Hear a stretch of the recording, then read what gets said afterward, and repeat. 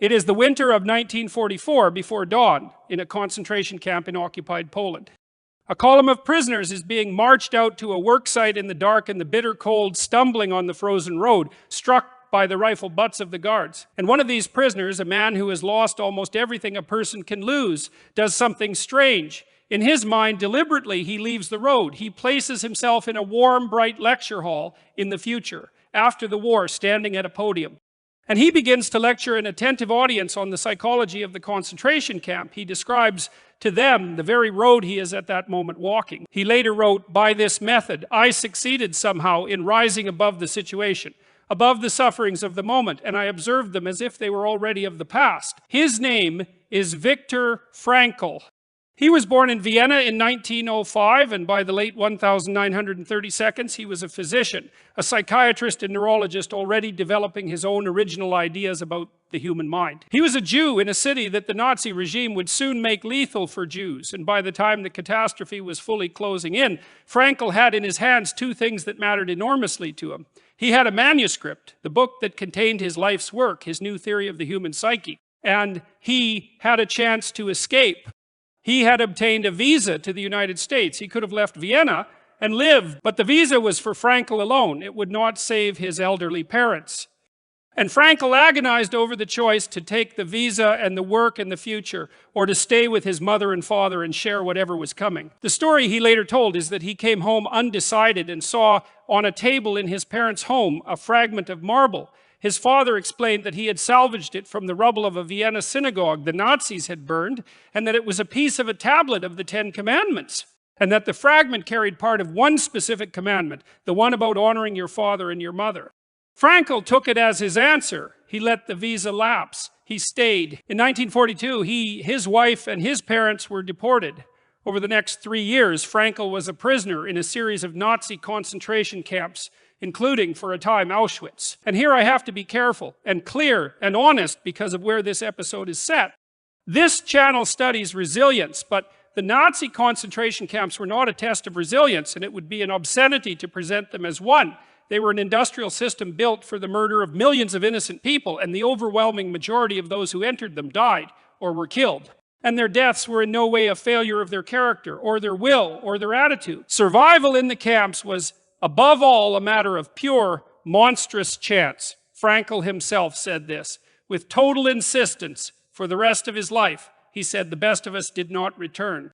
So this episode is not the story of how the right mindset lets a person survive a death camp. That story would be a lie, and a cruel one. This is a narrower and more careful story. It is the story of one survivor, a trained observer of the human mind who happened to live, and who, while inside, watched his fellow prisoners with a psychiatrist's eye and came out convinced he had seen something true about the human spirit. We are studying his observation. We are not ever romanticizing the place where he made it. After the war, Frankl wrote a short book about what he had seen and thought inside the camps. In English, it is best known as Man's Search for Meaning. He wrote the first draft, the camp section, in a matter of days in a great rush, and at first he intended to publish it anonymously. It went on to become one of the most influential books of the 20th century. And at the center of it is a single observation made by a psychiatrist inside the worst place human beings have ever built. And it is almost word for word the central teaching of this entire channel. Frankl wrote, "Everything can be taken from a man, but one thing, the last of the human freedoms, to choose one's attitude in any given set of circumstances, to choose one's own way." Sit with the conditions under which that sentence was earned. The Nazi camp system was, among its other horrors, the most total assault on the second column ever devised. It was engineered deliberately to strip a human being of every external thing. It took the prisoners' freedom, obviously, in their homes and all their property. It took their clothing and gave them rags. It took their names and replaced them with numbers tattooed into the skin. It took their families, their work, their health, their hair, their food, their warmth, their safety, the most basic dignity of the body. It took, for the overwhelming majority, life itself. If you wanted to construct in the real world the most complete possible demonstration of the second column being torn away, you could not improve on it. The camps took everything that the Stoics ever said was not truly ours. They took all of it, and it is exactly there, in that place, under those conditions, that Frankl, watching, came to his conclusion. He observed that even there, even after the system had stripped a prisoner of every external thing, something was left. something the apparatus for all its totality could not reach. He watched it directly. He watched some men in the camps become brutal, informers, men who would do anything, who let the place hollow them out completely. And he watched other men in the identical conditions, on the identical starvation rations, facing the identical terror, remain recognizably human. He wrote the sentence everyone remembers. We who lived in concentration camps can remember the men who walked through the huts comforting others, giving away their last piece of bread. They may have been few in number, but they offer sufficient proof that everything can be taken from a man but one thing. Two men in the same hut on the same day under the same total assault. One gives away his last bread, one steals another man's. The circumstances did not decide which man each became, something else did. And that something else, the inner act of choosing who you will be even here, was the one freedom the most efficient machinery of dehumanization ever built could not confiscate. The Stoics had argued that this inner freedom existed. They argued it in lecture halls and in letters. Frankl did not argue it. He reported it as an eyewitness from the bottom of the abyss. Now we come to the heart of Frankl's particular contribution, the thing that makes him more than an eyewitness, the thing that makes him a teacher. Frankl was a psychiatrist, and before the war he had already begun developing a theory of the human mind that broke with the dominant schools of his day, and the camps terribly became the final and total testing of that theory. His theory was, in essence, the deepest driving force in a human being is not the pursuit of pleasure, and it is not the pursuit of power. The deepest human drive is the search for meaning, the need for one's life and one's suffering to mean something. He called this the will to meaning. And in the camps, Frankl observed his own theory operating as a matter of life and death. He noticed something specific and chilling and revealing. He noticed that the prisoners who lost their hold on meaning, who could no longer find any reason, any purpose, any why that pointed beyond the present horror, those prisoners tended to collapse. He described the prisoner who simply gave up. The man would, one morning, refuse to get up. He would lie in his bunk in his own filth and not move and not respond to threats or to pleas. He had let go of the future. He had stopped believing his existence pointed toward anything. And such a man, Frankl observed, was usually dead within days. The body followed the collapse of meaning swiftly down. Frankl came to believe that this loss of meaning, this inner surrender of any why, was beyond the starvation and the disease and the cold, a genuine cause of death in the camps. And so Frankl, both as a fellow prisoner and using whatever fragments of his training he could, tried to do for others and for himself the one thing he believed could hold a person together. He tried to help prisoners find or recover a meaning, a why, that could survive the camp. He quoted often a line from the philosopher Nietzsche, "He who has a why to live for can bear almost any how." And Frankl took that line absolutely, literally, as a clinical fact. A prisoner who still had a why, a person waiting for him, an unfinished work he was determined to complete, a meaning his suffering could serve. That prisoner had something to hold the structure of his soul together against the crushing how of the camp. Frankl had his own whys, and he was explicit about them. He had his wife, and he did not know whether she was alive, but he could love her and converse with her in his mind. And that love was a meaning, and he had his manuscript, his life's work, the book that had been destroyed when he was deported. And he was fiercely determined to survive and reconstruct it. He even, at one point in the camp, while ill with typhus, scribbled the key ideas of that lost book onto scraps of paper to hold on to the why, to keep the unfinished work alive in front of him as a reason to endure. After the war, Frankl built his observations into a complete approach to psychology, which he called logotherapy, therapy through meaning. And the part of it most worth understanding, the part this episode turns on, is his answer to the obvious and desperate question. If meaning is what holds a human being together, then where exactly is a person supposed to find it? Especially when life has gone catastrophically wrong. And Frankl's answer is precise, and it has 3 parts. And it is one of the most useful frameworks anyone has ever offered for a hard life. The first road to meaning, Frankl said, is through what we create, through our work, our deeds, the things we make and contribute and accomplish. This is the most familiar road. We find meaning in building something, in doing work that matters, in giving something to the world that was not there before. But Frankl knew better than almost anyone that this first road can be completely cut off. In the camp, a prisoner could create nothing, accomplish nothing, contribute nothing. If this were the only road to meaning, then the prisoner's life would be meaningless, and so would the life of anyone too ill, too old, too constrained to produce. And so Frankl insisted there were 2 more roads, and that they were always, always open. The second road to meaning is through what we experience and through whom we love. We find meaning not only by giving to the world, but by receiving it through beauty, through nature, through art, and above all through love, through the experience of another human being in their full uniqueness. Frankl describes a moment in the camp being marched to work in the cold in misery, when the prisoners somehow turned the conversation to their wives, and a sunrise broke over the gray landscape, and for a few moments the men in that hell were lifted by the thought of the people they loved and by the stark beauty of the light. He concluded, from that moment, that love is the ultimate and highest goal to which a human being can aspire, and that a man with nothing left can still, in the contemplation of his beloved, achieve fulfillment. The one who loves and the one who is moved by beauty is finding real meaning, even if he can create nothing at all. And then the third road, and this is the deepest, and the one that belongs most to this channel, and the one Frankl is most remembered for. Frankl said that even when both other roads are gone, when a person can no longer create anything, and can no longer experience anything good, when life offers nothing but unavoidable suffering, even then, one road to meaning remains open. It is the meaning we find through the attitude we take toward unavoidable suffering itself. He called this the meaning of one's stand. Frankl's claim is staggering, and he made it as a man who had earned the right to make it. He said that when a person is confronted with a fate that genuinely cannot be changed, an incurable illness, an irreversible loss, a suffering with no exit, that person is given a final, and in some ways highest, opportunity, the opportunity to bear that suffering with courage, with dignity, with unbroken humanity, to turn the suffering, by the manner of enduring it, into an achievement, to make the way you carry an unchangeable burden into the last and most personal work of your life. You cannot always choose your suffering, but Frankl insists, and the camps were his evidence, that you can always choose what your suffering will mean and who you will be while you carry it. And that choice is itself a way of wresting meaning from a fate that has offered you nothing else. So let us state, as carefully as we can, the truth Frankl is pointing at, because it is subtle and it is easy to get wrong. Frankl is not saying that suffering is good. He is emphatic about this, and his emphasis matters. He says directly that if suffering is avoidable, the meaningful thing to do is to remove its cause.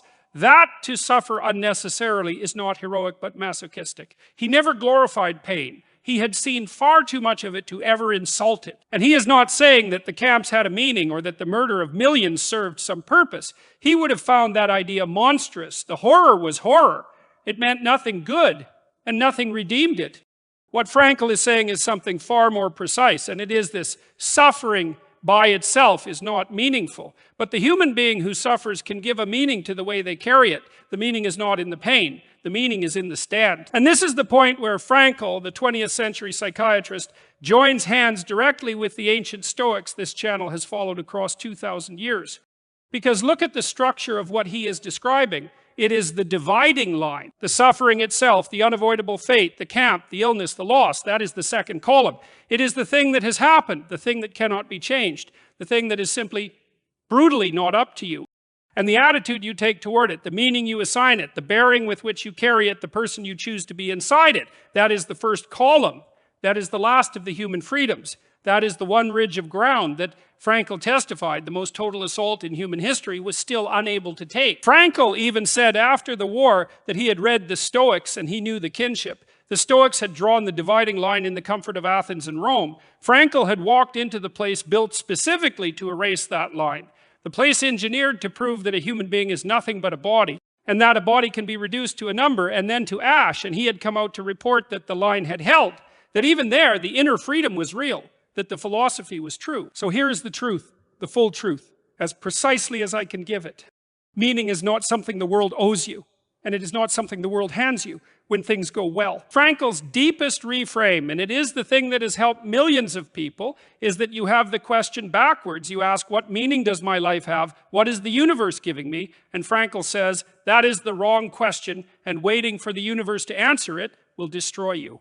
The right question, he says, is the one the universe is asking you. Life questions you every situation. Even the worst, even the most unfair, is a question life is putting to you, and the question is always the same. Given exactly this reality that you did not choose and cannot change, who will you be? What will you make of it? What meaning will you give it? And you answer that question not with words, but with your life, with your conduct, with your stand, with the manner in which you carry what you have been given to carry. Meaning, in Frankl's hard-won understanding, is not a thing you find lying in the world. It is a thing you generate by the response you choose in the one workshop. No one can ever lock the inside of your own will. And now I must put the hardest question of this channel to all of it, because Frankl's setting forces it as nothing else can.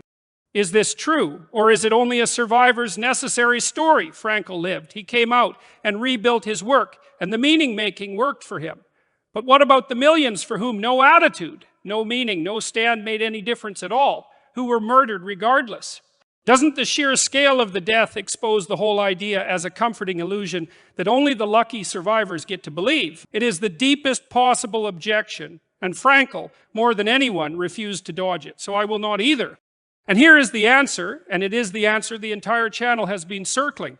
The freedom Frankl identified was never a promise about the outcome. It never claimed that the right attitude would keep you alive. Frankl said with total clarity that it would not. That survival was chance, and that the best did not return. The last human freedom is not a freedom to escape your fate. It is a freedom that operates entirely inside your fate, whatever that fate turns out to be. For the prisoner who was murdered, the freedom to choose his attitude in his final hours was still real, and still his, and was in no way cancelled by the fact that he died, any more than Boethius's freedom in his cell was cancelled by his execution, or Cato's by his death. The meaning of a stand does not depend on surviving the thing you stand against. The man who gave away his last bread and then died had still genuinely exercised the last freedom.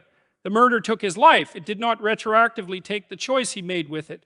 That choice was real, and it was his, and it remained his even unto death. The freedom was never the survival. The freedom was the stand, and the stand was available to every single person in that place, including and especially the ones the world could not save. So how does a person actually use this without ever, God willing, going anywhere near Frankl's circumstances? Because the structure of what Frankl describes is the structure of every encounter with unavoidable hardship, the diagnosis that will not reverse, the loss that cannot be undone, the hard fixed fact of a life that you did not choose. And for all of those, logotherapy is a practice, and it is concrete, and it begins today. First, locate your why before you are tested. Frankl observed that the prisoners who survived with their humanity intact were very often the ones who had a why, a person, a task, a meaning, that pointed beyond the present suffering and gave them a reason to endure it. And he observed that the why is hardest to find for the first time in the middle of the catastrophe. So, find it now. Ask yourself, plainly, in a calm hour, what are my whys? Who are the people whose existence gives my life meaning? What is the unfinished work I am determined to complete? What would I be enduring for, if a hard, however, arrived? Frankl had his wife and his manuscript clearly in view before he ever entered the camp. Know your whys now in good weather, so that they are already in your hand if the weather ever turns. Second, when life questions you, answer with your conduct. This is the great reframe, and it can be practiced on small things long before it is ever needed for large ones. When something goes wrong, even something minor, even an ordinary bad day, notice the instinct to ask the helpless question, why is this happening to me? What does the universe owe me? When will it make this right? And practice deliberately turning the question around. Practice hearing the situation as a question being asked of you. This frustration, this setback, this unfairness. It is life asking, who will you be right now? What will you make of this? And then answer it, not with words, not with a feeling, but with your actual conduct in the next hour. Your answer to life's question is always only what you do next. If you train this reframe on the small hardships in the calm, it will be there, worn and ready, for the day a large one finally asks the question in earnest. And third, when a suffering genuinely cannot be removed, turn to the third road. Most hardship, Frankl insists, should simply be fixed. If the cause of a suffering can be removed, remove it. That is the meaningful response. And there is nothing noble about bearing a pain you could have ended. But when you meet the other kind, the fixed, unavoidable, irreversible kind, Frankl's logotherapy says, do not let the meaning collapse just because the first two roads are blocked. The third road is still open. You may not be able to create your way out of this or experience your way around it, but you can still decide how you will carry it. You can still make the manner of your endurance, the courage of it, the dignity of it, the refusal to let it make you cruel or bitter or small into a genuine achievement, into the meaning, into your stand. This is the deepest thing Frankl brought back from the worst place on earth, that a fate which offers you nothing else can still be met, that the way you bear an unbearable thing is itself a kind of work, perhaps, he said, the highest kind, and that this work is always available to you right up to the very end. It would be dishonest and it would be dangerous to end without naming the hard part, because Frankl's ideas taken carelessly can curdle into something genuinely cruel. The misreading goes like this: if you can always choose your attitude, and if a why lets you bear any how, then anyone who is crushed by their suffering simply chose badly or lacked a strong enough why. The misreading turns the last human freedom into a stick to beat the suffering with. It blames the victim, and that is a grotesque distortion. And Frankl would have been horrified by it, and it must be refused with absolute clarity. Frankl never said the right attitude saves you. He said the opposite relentlessly for the rest of his life. He said survival was chance. He said the best did not come back. He never once suggested that the millions who were murdered or the prisoners who collapsed had failed some test of the spirit. Their deaths were the crime of their murderers and nothing else. And the guilt belongs entirely and forever to the people who killed them. The last human freedom is not a performance standard that the suffering must live up to or be judged. It is not a demand placed on the broken. It is the precise opposite. It is a gift and a quiet reassurance offered to a person in the depths, the news that even here, even now, even stripped of everything, there is still one small territory that remains yours, one freedom no one took. It is not a measuring stick held against the sufferer, it is a hand extended to them, and it must always be offered the way Frankl offered it, with immense compassion, never with judgment. You may speak it to yourself in your own hardship as encouragement. You may never use it to look down on another human being's pain or to imply that someone overwhelmed by suffering simply did not try hard enough. The freedom is real, but it is consolation, not accusation. It exists to lift the suffering, never to indict them. That is the teaching. Everything else is commentary. Viktor Frankl was liberated in 1945. And then he learned the full scale of what the years had cost him. His wife, Tilly, had died in the camps. His mother had been murdered at Auschwitz. His father had died in an earlier camp. His brother was dead. Of his immediate family, almost no one remained. Frankl went back to Vienna into the wreckage of that, and he did the thing he had kept in front of himself as a why through all of it. He reconstructed his destroyed manuscript. He wrote Man's Search for Meaning. He built logotherapy into a full school of psychology. He went on to live for another 50 years. To teach, to write, to lecture all over the world, and the records say to learn to fly a plane in his 60s. He answered the question life had put to him. He answered it with a long, productive, meaning filled life, built directly on top of the worst loss imaginable. And that is why he belongs on this channel as its most recent voice. And in a way, it's proof. Because Frankl is the bridge. He is the 20th century man who walked unwillingly into the place built to disprove everything the ancient Stoics ever taught. The place engineered to demonstrate that a human being is only a body, and that the body can be reduced to nothing. And he came out and testified as a scientist and an eyewitness that the place had failed at that one thing, that the dividing line Zeno drew on a shipwrecked beach, and Epictetus drew in a lecture hall, and Marcus drew in a military tent. That line was still there, still real, still uncrossable, even at the bottom of the abyss. Everything was taken from him. And the last of the human freedoms, to choose his stand, to choose his meaning, to choose who he would be, that no one ever took, because no one ever could. And you do not need to go anywhere near Frankl's darkness to use what he brought back from it. You only need to be a person who, in some calm hour today, locates your whys, names the people and the work that would give you a reason to endure. A person who, the next time something goes wrong, practices hearing it not as a complaint to make, but as a question life is asking you, who will you be now? And who answers it with their conduct? And a person who knows that if an unavoidable suffering ever comes, the third road is still open, that you can always choose the meaning of your stand, and that this freedom, the last and deepest one, is yours, and was always yours, and is the one thing in all the world that nothing and no one can ever take. Stone and iron. Thank you for sitting with this one. If essays like this are useful to you, the channel is here for them. Subscribe if you want more.